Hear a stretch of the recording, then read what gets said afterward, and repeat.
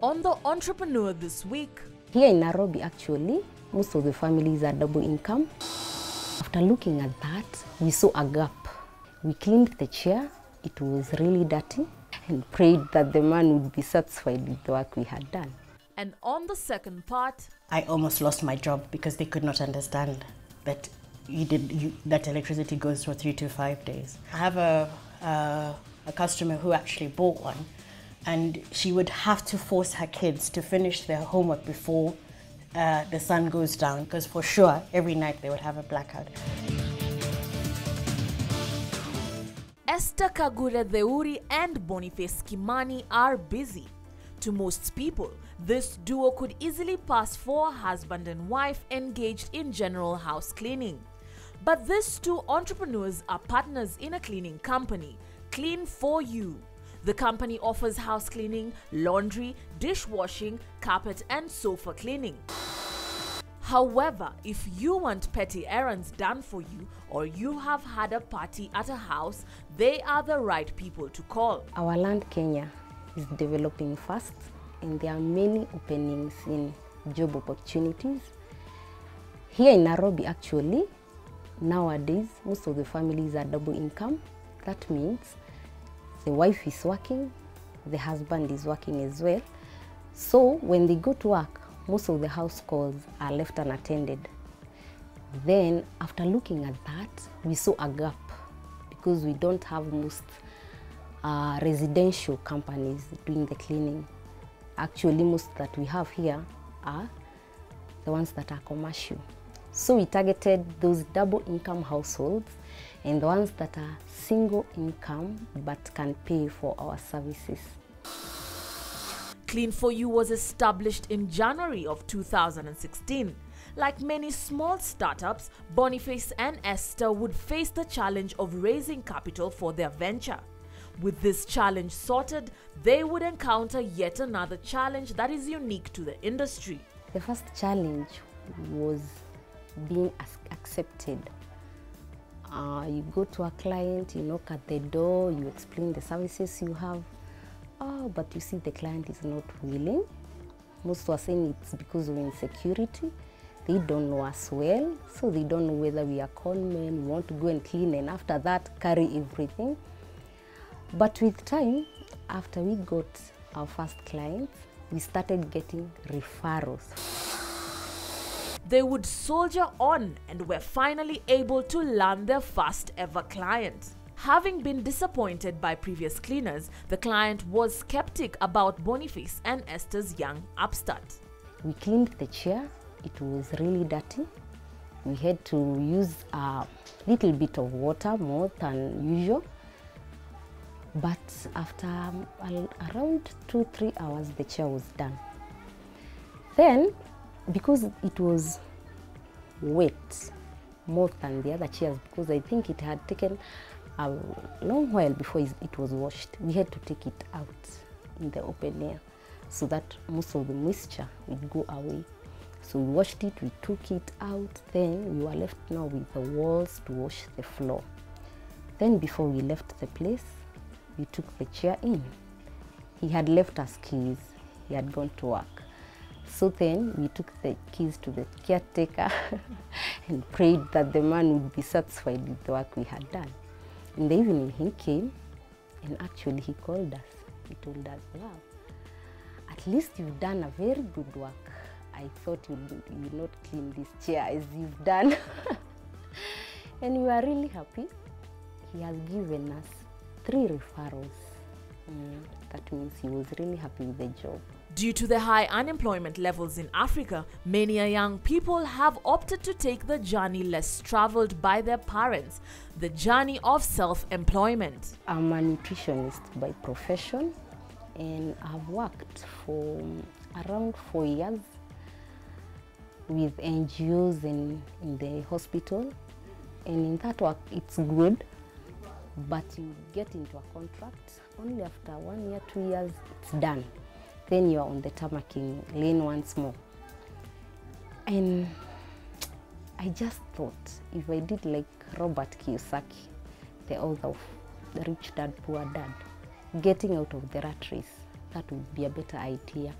And then seeing that this land is so fertile in opportunities, we'd seize these opportunities to get out of that rat race. Looking around, we thought this was a good opportunity. Esther is a nutrition graduate from Kenyatta University. With her mind made up about self-employment, she would find it difficult to convince her friends that she was making the right choice by abandoning employment. The ones we were schooling with, most were not comfortable. They thought I was risking too much. And they thought I've deviated so much from my profession. But according to me, we go to school to learn how to make a living.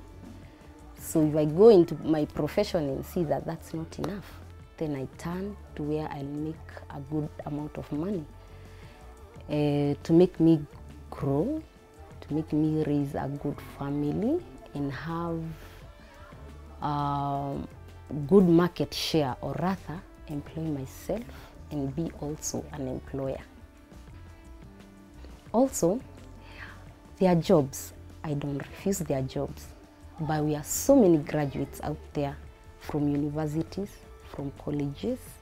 The jobs are fewer than we are.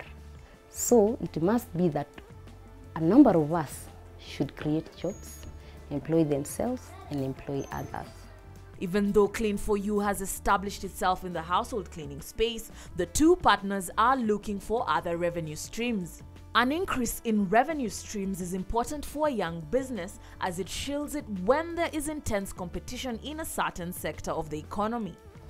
Do a good daycare, that being under household still services. The parents, the double income parents, have children, they will take them to the daycares and leave the households at unattended cause. So we take care of the cause, and we also wish to have a daycare where most can bring their kids. Also, I being a nutritionist will want to practice nutrition mostly on the kids under the age of 5.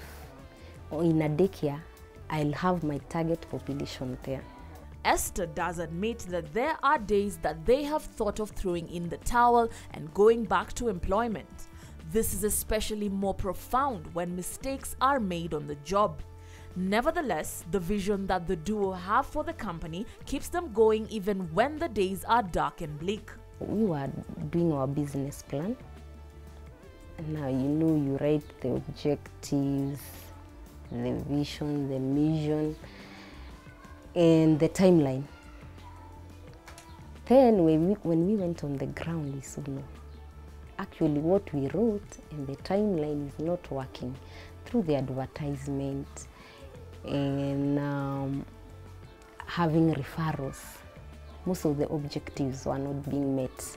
Then we had to go back on the drawing table, using now the real work that we've done, what we've seen in the field and what we had written in our business plan. We had to edit it because most of what we were doing, I think it was in our in our own world, but in the real sense it was a bit different. We had to adjust and cope with it. Clean for You was established with a startup capital of 83,000 Kenya shillings. The company currently has 8 employees in total who work in pairs. We are aiming in 2-3 years to have gone to other counties in Kenya, and in coming 5 years we want to go East Africa. And we want to increase our employees. Actually, we have an objective of after 3 months we get a team on board.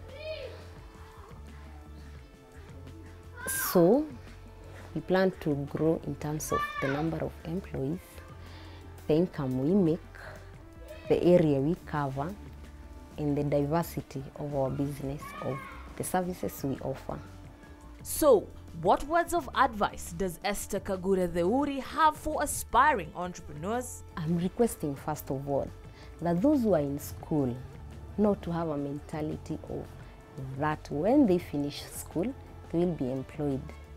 Because most of them get so frustrated when they write their CVs, they take them to different places and there is no reply. They get frustrated. I want to tell them to have an open mind, not to rely mostly on being employed, but to also get in them that they can employ themselves, and on top of that, employ others. Don't go away. The Entrepreneur will be right back.